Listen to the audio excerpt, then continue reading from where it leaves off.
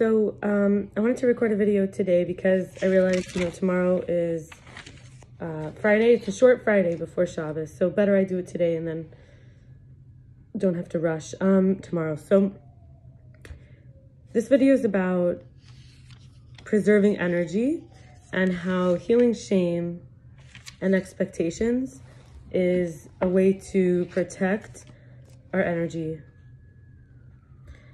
So it's like shedding weight that we're carrying frees up our energy.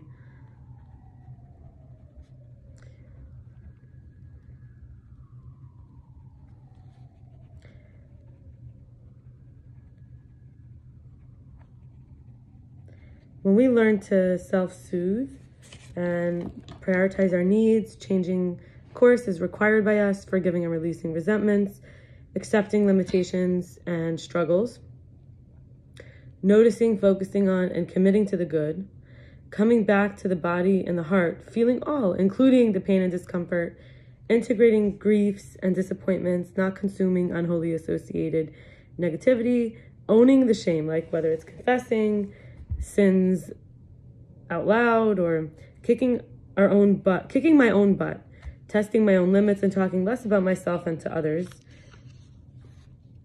honoring my natural impulses without shame,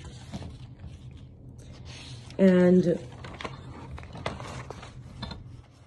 pointing people really back to their own disempowerments rather than take on power and control, which is like blame, responsibility. It's considered true atonement by empowering them as creators and healers, not expecting anyone to treat me especially anyway, finding the skill set in the trauma, like distraction in class, self-reliance,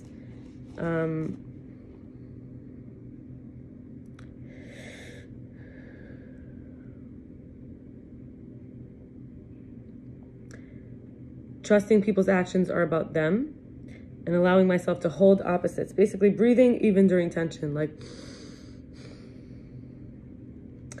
progress, not perfection, coveting my own unique giftedness, and going from innocence to darkness rapidly, sincere to sarcastic, or sarcastic to sincere, playing in a way that forgets I'm being watched, or that I might feel watched, or that in my beliefs I'm being witnessed. So just to talk about distraction in class, I feel I should say for a second that, like, when I used to be like in school, for example, and I was being a distraction, so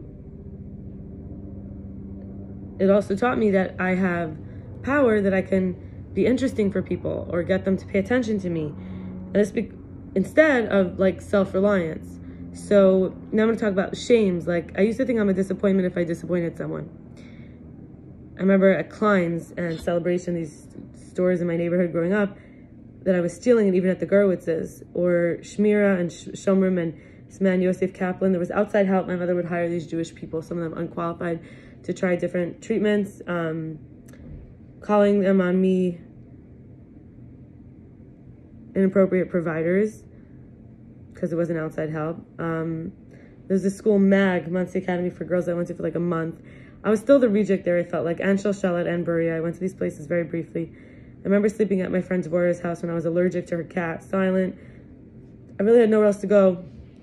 My family not liking me or approving of me or knowing me or supporting me. I remember when I lived at the Merkers, the father printed out these sex stories and I would read them. And he left them by the printer and I would print out my homework. And I remember when I first started exploring my sexuality, and there was like stains in my bed, and I didn't understand what was happening because there was these kids I babysat. Their father came, and the mother was a massage therapist, and the father came to the house once to do some work in the house. And I remember that he saw, because like he was fixing a window or something, and he saw these stains in my bed, and I thought, oh my gosh, so embarrassing. And when I say exploring my sexuality, I mean literally like exploring parts of my body that I had been told it was shameful to touch that area, but it felt good for me. I was probably around 12 to 13 years old. And I remember my father deprived me in order to feel useful when he would satisfy the need. Once I was desperate, I wasn't trusted that I really needed something on the level that transcended his need to feel like the giver. Like, he wanted to have more impact, never being chosen for teams or partners or games. I felt like I'm not saying this is true. I'm saying I felt like this, like that I'm just a sore loser, like I didn't want to lose. But recognizing nothing's as it seems, and some tendencies like that I was willing to say I had shame over, which they may or may not have been true. It might have been things I was told about myself, and then there was resistance to being that. So non-conforming, destructive, pleasure-loving, sensual movement, uncertain, unrushed, self-assured, creative, self-possessed, self-healing, spiritual, peace-loving, needing attention and patience often, sustainability-minded, course-correcting, mental distraction, craving boundaries. I said peace-loving, right? Spiritual, brave, and desiring discipline. You'd think it's shocking. Well, I wanted discipline. I was so punished as a kid.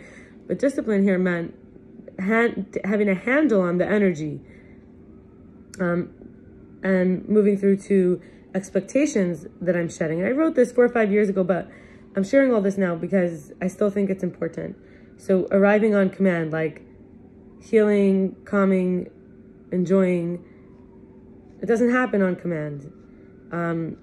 Also not to expect needing adapting periods, like acclimating and adjusting, which includes grieving. Not needing adapting periods, like I'm shedding that expectation, or the expectation that I'm going to be special to someone where they spare me from their toxic unhealthiness and their needs, like their lack of healing. No.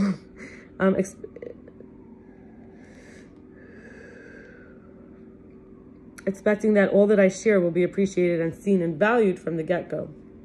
Or that if I'm open, I'll be hurt and my gifts are meant to be exploited.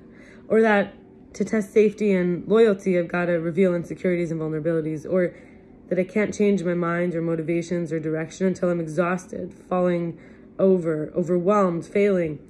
Or expecting I have to suffer now to enjoy life later. Or that my feelings are too much and that I have to give what others need, and what if and want, you know, what they want, what they need, if I have it or can. What if I don't want to? It doesn't matter. Expecting that I have to suffer now to enjoy life later is also related to that my time management will reflect the value and worth of others' time, and vice versa. It doesn't work that way.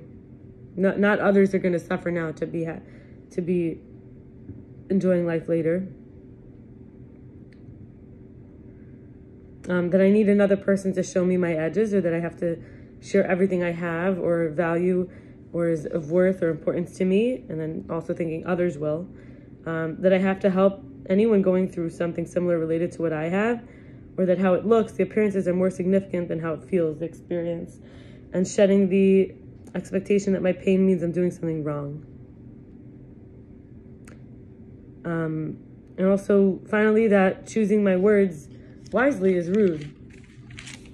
And I'll end with this conversation I had with someone, his name is Owen, about this energy, when it's like, we could think of it as like glass. Glass upon glass, does it break? There's this plasma state, it's creative state, and all batches have something in common. It starts pure, at least like with resurrection. Some people see timelessness and reflections, and we're born into different containers and shapes, but we melt down, decomposing, and then unify into wholeness. Breaking the cracks destroys, scatters fragments, and rigid structures, shaped edges, borders. Rather, we have this sense here, getting the idea that if we melt down the energy, it's this molten amorphous blob, lava, liquid state. Rather than being so harsh and rigid, we want to like reform some of these expectations or shames that break us. The ego is based on principle reactivity, so we get upset because on principle, right? Our real feelings, we could just cry, we could talk about it. So I felt like telling me to be different, a different bottle than I am, calling me disobedient, or not problem solvers, just punishments. Like in my parents, sacrificed me to be an example. And however, there's this greater life force and flow available after the interactions, no matter how they frighten or destroy us, because we are boiled down when someone else knows us that we're in the wrong bottle, and they have the heat and fire available for someone in the wrong configuration to transform. Or they're flung so hard against the vulnerabilities that the glass shatters there for being healed properly. Instead of left so vulnerable because of wear and tear, it's this rebirth, resurrection. It's a second chance. So, I'm sharing a way of like melting down to, and there's also obviously a way to break, but we could break open. Be well. Have a good Shabbos. Shabbos me Kates. Bye.